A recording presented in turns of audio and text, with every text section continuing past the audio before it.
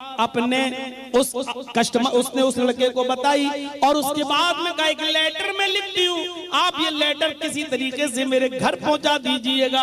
उसने कहा ठीक है। उसने एक लेटर लिखा, रात की तारीकी में उसने लेटर लिखा। लड़का जो उसका मस्तूरी भाई बना हुआ था उसने करवट ले ली और लड़की रोते रोते उस लेटर को लिख दिया अपने बाप के नाम और उसने उस लड़के को दे दिया और अल्लाह का वास्ता देते हुए कहा तुम्हें अल्लाह का वास्ता इस लेटर को खोल के मत पढ़ना, ये मेरे घर में मेरे माँ बाप के हाथ में दे देना। उसने अपना एड्रेस लिख दिया। जब वो लेटर लड़का लेकर घर पे आता है तो सलीम साहब मारे खुशी के झूम उठे। मेरी बेटी का फर्स्ट लेटर आया है, मेरी बेटी ने फरिश्ता सिफत दामाद की तारीफें की होंगी, मेरा दामाद कितना अच्छा है, एक रुपए का भी जहेज नहीं लिया और मेरी बेटी को ब्याह कर सुन्नत के मुताबिक ले गया। मोहल्ले की लड़कियां भी सहेलियां भी आ गईं, कहने लगी लेटर पढ़ के बताओ तुम्हारी बेटी ने क्या लिखा है। जब लेटर पढ़ा जाता है सलीम साहब बैठे हैं, सलीम की बीवी बैठी हुई है, वो लड़का भी वहां मौजूद है जो लेटर लेकर आया और लेटर जब पढ़ा जाता है तो लेटर पढ़ते ही सलीम साहब के पैरों के नीचे से जमीन सरक गई। लिखा था सलाम अलैकुम रहमतुल्लाह, प्यारे अब्बू जान उम्मीद है कि आप खैर वाफियत से होंगे। रही मेरी खैरियत तो सुनिए, आपने तो मुझे अपने घर से बेदखल करके एक लड़के के हवाले कर दिया और उस लड़के को आप फरिश्ता समझ रहे होंगे, क्यों न समझेंगे। उसने आपकी बेटी से जहेज जो नहीं लिया सुन्नत के मुताबिक निकाह करके ले गया। लेकिन मेरे प्यारे अब्बू मैं आपको ये कैसे बताऊं, कि वो परले दर्जे का शैतान है।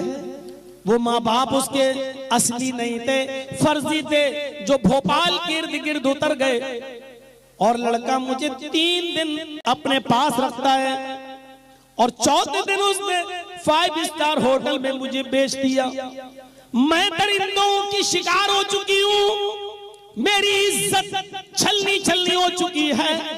अय अब्बू जान अब मैं इस दलदल से निकल नहीं सकती, लेकिन अब मैं अपने घर पे भी नहीं आना चाहती हूँ, इसलिए कि अब मेरी इज्जत बर्बाद हो चुकी है। अब मुझसे कौन शादी करेगा और करेगा भी तो मुझे वो इज्जत नहीं मिलेगी जो मैं चाहती हूँ।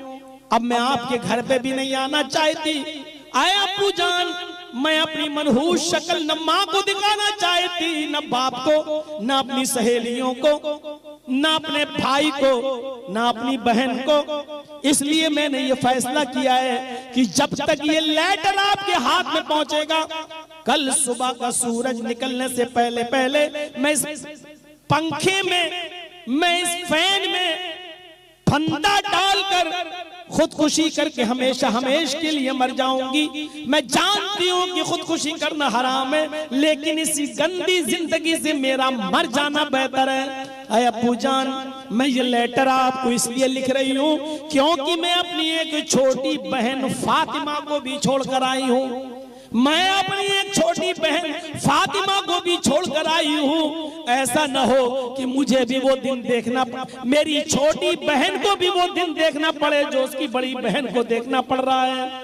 इसलिए मेरी छोटी बहन के रिश्ते से पहले, उसकी शादी से पहले आप इतना कमा लेना, इन जुमलों पर गौर करो, इतना कमा लेना, इतनी मेहनत करना, इतना पैसा कमा लेना, इतना जहेज इकट्ठा कर लेना कि मेरी बहन का रिश्ता जहां हो, जिसके साथ हो, वो कुत्ता जितनी हड्डियां मांगे उस कुत्ते के सामने आप उतनी हड्डियां डाल देना।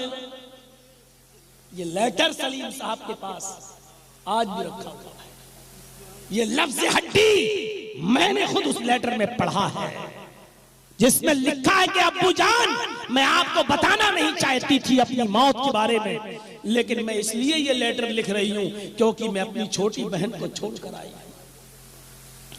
ऐसा न हो कि मेरी बहन को भी वो दिन देखना पड़े जो मुझे देखना पड़ रहे हैं। मेरी बहन का रिश्ता जब करोगे तब तक इतना कमा लेना, इतना पैसा इकट्ठा कर लेना और इतना जहेज इकट्ठा कर लेना कि जो लड़का मेरी बहन से शादी करे उसको इतना दे देना, जो कुत्ता जितनी हड्डियां मांगे उसके सामने उतनी हड्डियां डाल देना, ताकि मेरी बहन को वो दिन न देखना पड़े जो मुझे देखना पड़ रहा है।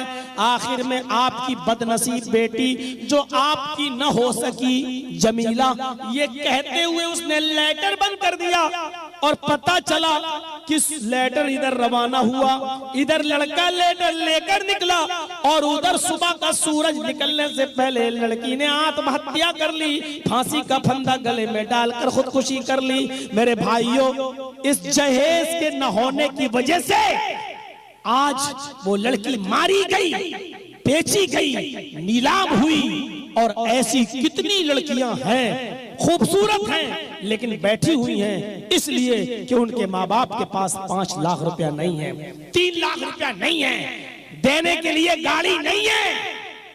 लड़की की शादी भी करे और लड़के के नौकरी के लिए, सरकारी तनख्वाह के लिए रिश्वत का इंतजाम भी लड़की का बाप करे। ये कैसा इंसाफ है? मीर तकी मीर का नाम सुने हैं ना? कितना बड़ा शायर था मीर तकी मीर, बहुत बड़ा शायर। लेकिन मीर तकी मीर की बेटी का जब रिश्ता आया तो बहुत अच्छा रिश्ता मिला। मीर तकी मीर ने अपनी बेटी का रिश्ता तय कर दिया, लेकिन 1 महीना पहले मीर तकी मीर के पास भी होने वाले दामाद ने जहेज की एक लिस्ट दे दी। लिस्ट देखकर मीर तकी मीर घबरा गया, लेकिन उसने सोचा कि मेरी बेटी खूबसूरत है और बेटा भी अच्छा है, चलो मेरे पास और कोई बेटे बेटियां नहीं है, यही एक बेटी है, अपनी बेटी के खुशहाली के लिए मैं सब कुछ करूंगा। बेटी को पता भी नहीं, बाप ने अपनी दुकान बेच दी, बाप ने अपना घर भी बेच दिया, लेकिन जिसको बेचा उससे ये कह दिया कि जब तक मेरी बेटी की शादी नहीं हो जाती है, 1 महीना रह गया है, तब तक मुझे इस घर से निकालना नहीं। मेरी बेटी की डोली सज जाएगी, अपने दामाद, मेरे शौहर के घर, मेरे दामाद के घर चली जाएगी, मैं आपका घर खाली कर दूंगा। इधर डोली सज गई, महीना हो गया, बारात आ गई, निकाह हो गया, शादी के मौके पर रुखसती होने लगी। रोते हुए लड़की अपने बाप के गले से लिपट गई।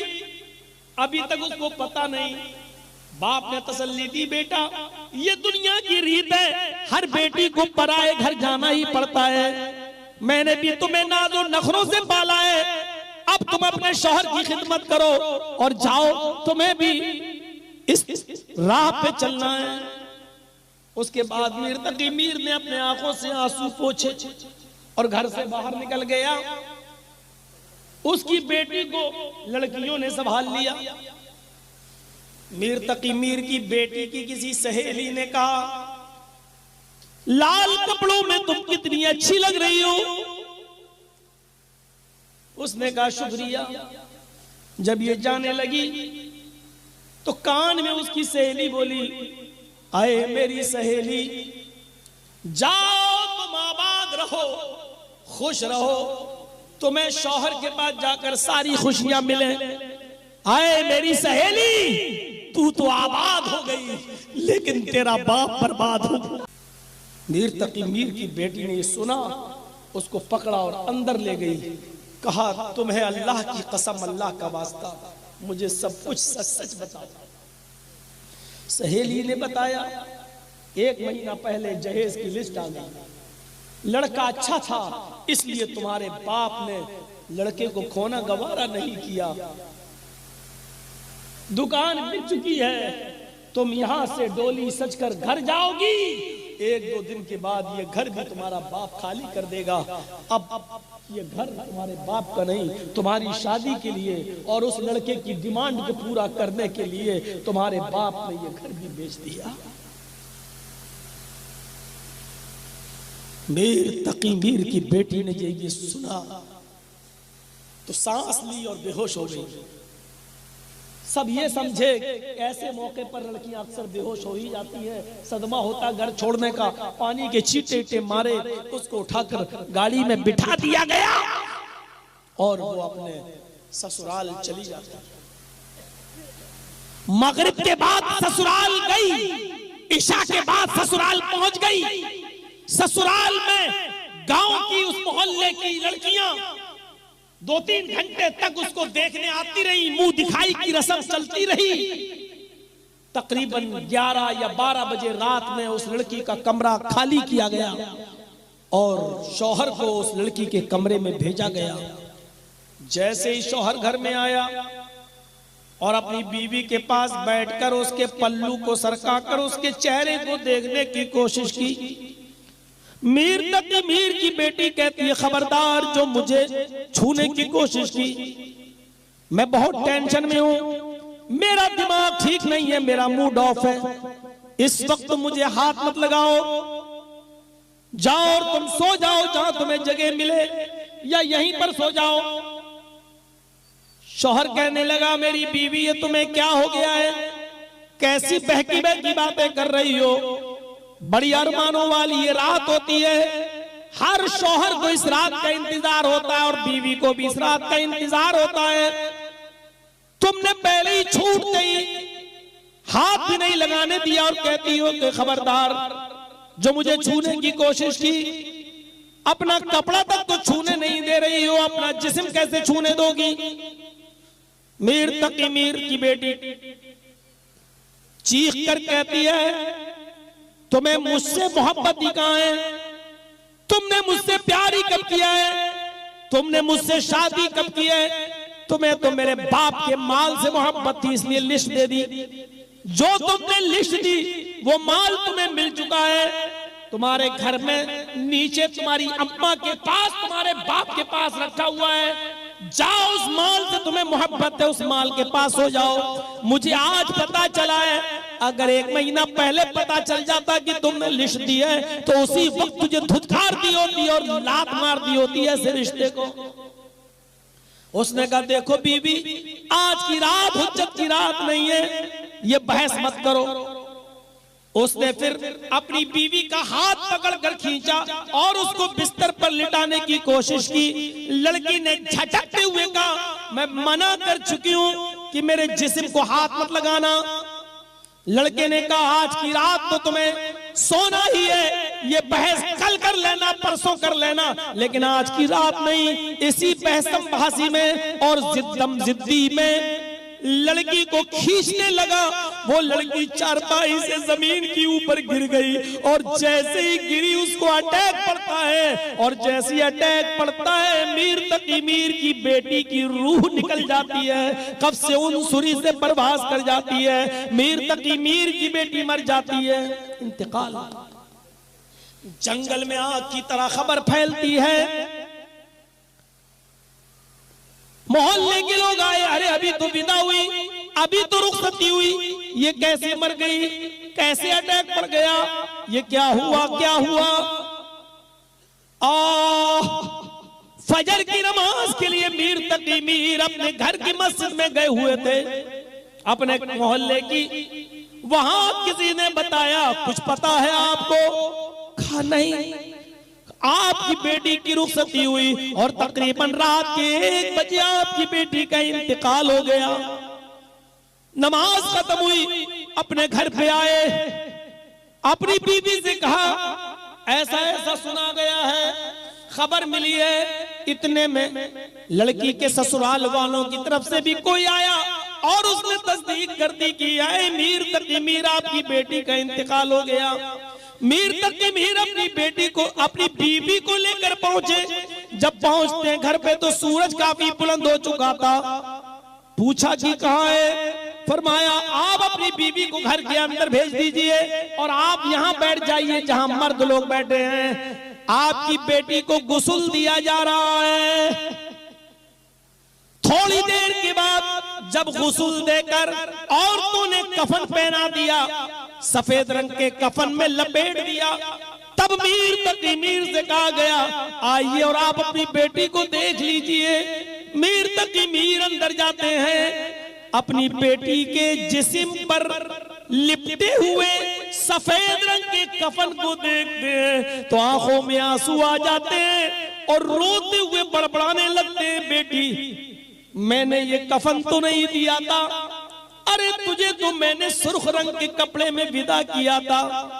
आए मेरी बेटी, मैंने तो तुझे सोने और चांदी के जेवरों में मैंने तुझे रुखसत किया था। आए मेरी बेटी, बोलती क्यों नहीं है? फिर कहा मेरा दामाद कहाँ है? दामाद आया, जी वो जहेज की लिस्ट लाओ जो तुमने दी थी। कहा वो तो आप ही के पास है। हाँ, जेब में हाथ डाला, कहा पूरी लिस्ट पढ़ के कहा ये सामान कहाँ सब मौजूद है। कहा फिर ये कफन कहां से आया? इस लिस्ट में कफन तो नहीं है। अरे मेरे दामाद, तुमने ये कफन ही तो दिया है, और क्या दिया है? सारा सामान तुम्हारे पास है, इस लिस्ट में कफन भी लिख देते तो वो भी मैं दे देता। ये एहसान क्यों कर रहे हो मेरी बेटी के ऊपर? ये कफन तो तुमने नहीं लिखा। दामाद ने सर नीचे कर लिया।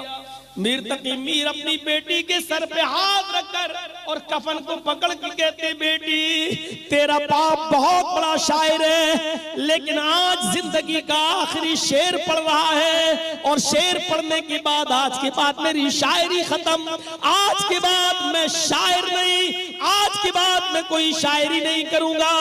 मीर तकी मीर ने अपनी बेटी का कफन पकड़कर हाथ में कफन का कपड़ा लेकर कहा, और ये जिंदगी का आखिरी शेर पड़ा।